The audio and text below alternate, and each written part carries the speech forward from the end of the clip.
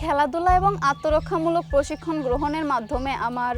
জীবনের কিছু কিছু দিকে ইতিবাচক পরিবর্তন এসেছে। আমি আগে এমন আত্মবিশ্বাসী ছিলাম না যে পথে চলতে গেলে আমার মনে হবে যে আমি কিছু পারি, বা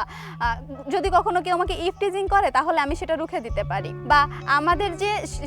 দেহ মনের সম্পর্ক, এটার ভিতর যে খুব দৃঢ় একটা সম্পর্ক আছে, শৃঙ্খলাবদ্ধ জীবন, এটা সম্পর্কে আগে এত বেশি সচেতন ছিলাম না। খেলাধুলা এবং আত্মরক্ষামূলক প্রশিক্ষণের সাথে যুক্ত হবার পর আমার ভিতরে ইতিবাচক পরিবর্তনটা এসেছে এবং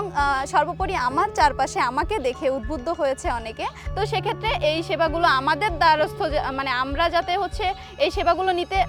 আগ্রহী হই, সেবাটা আমাদের জন্য সহজলভ্য করা এবং বিভিন্ন দক্ষতা উন্নয়ন প্রশিক্ষণ এগুলোর পরিধি আরও বাড়ানো, যাতে করে আমরা আমাদের নিজেদের কর্মসংস্থান তৈরি করতে পারি এবং সফলভাবে এগিয়ে নিয়ে যেতে পারি, বাংলাদেশের স্বার্থে কাজ করতে পারি।